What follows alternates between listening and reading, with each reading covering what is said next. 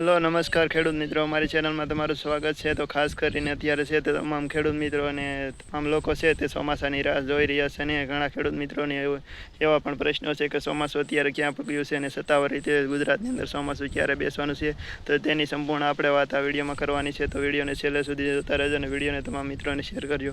હવે મિત્રો વાત કરી દઈએ કે હવામાન વિભાગ દ્વારા સત્તાવાર જણાવવામાં આવ્યું છે કે હાલ ચોમાસું છે મહારાષ્ટ્રની અંદર પહોંચી ગયું છે અને મુંબઈ નામક વિસ્તારમાં છે તે વરસાદની શરૂઆત થઈ ચૂકી છે. એટલે ધીરે ધીરે વરસાદ છે તે ચોમાસું આગળ વધી રહ્યું છે. ખાસ કરીને હવે ગુજરાતની નજીક ચોમાસું આવી ગયું છે. એટલે ગુજરાતની અંદર પણ છે તે થોડાક જ દિવસોમાં એટલે કે એક જ અઠવાડિયાની અંદર ચોમાસાનું ગુજરાતની અંદર પણ પ્રવેશ થઈ ચૂક્યો. હાલ તો મહારાષ્ટ્ર ચોમાસું પૂગી ગયું છે. કેરળ બાદ મહારાષ્ટ્રમાં ચોમાસું પહોંચી ગયું છે. એટલે ધીરે ધીરે છે તે ગુજરાત તરફ આગળ વધી રહ્યું છે. અને હવે જે ચોમાસાની સ્પીડ છે એ પણ વધી રહી છે, જેના કારણે ગુજરાતમાં છે તે વહેલી તકે ચોમાસું આવી જાય તેવું હવામાન દ્વારા સત્તાવાર જાહેરાત કરવામાં આવી છે. મિત્રો ખાસ કરીને છે હવામાન વિભાગ દ્વારા તારીખ સાથે જાહેર કરવામાં આવી છે કે 12 જૂનથી 15 જૂનની અંદર છે તે ગુજરાતમાં ચોમાસું બેસી શકે. જેવી સ્પીડ છે અત્યારે ચોમાસું આગળ વધી રહ્યું છે એ સ્પીડે ચોમાસું આગળ વધે તો એક જ અઠવાડિયાની અંદર છે તે ગુજરાતમાં પણ ચોમાસાની શરૂઆત થઈ જશે. એટલે કે સત્તાવાર રીતે ચોમાસું છે તે 15 જૂન પહેલાં પણ વરસાદની શરૂઆત થઈ જાય એવી આગાહી કરવામાં આવી છે હવામાન વિભાગ દ્વારા. તો તમામ ખેડૂત મિત્રોએ છે ફૂલ તૈયારી કરી દેવી જોઈએ, કારણ કે હવે ચોમાસું છે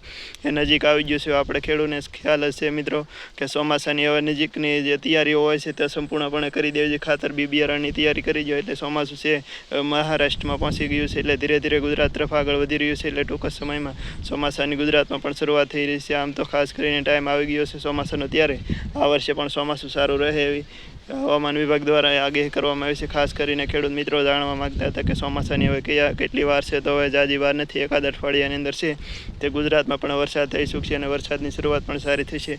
ખાસ કરીને મુંબઈના કેટલાક વિસ્તાર અને મહારાષ્ટ્રમાં વરસાદની શરૂઆત થઈ ગઈ છે. હવે કેરળથી આગળ વધી મહારાષ્ટ્રમાં પૂગી ગયું છે. એટલે ગુજરાતથી બહુ નજીક હશે. એટલે ટૂંક સમયની અંદર ગુજરાતમાં પણ વરસાદની શરૂઆત થઈ જશે.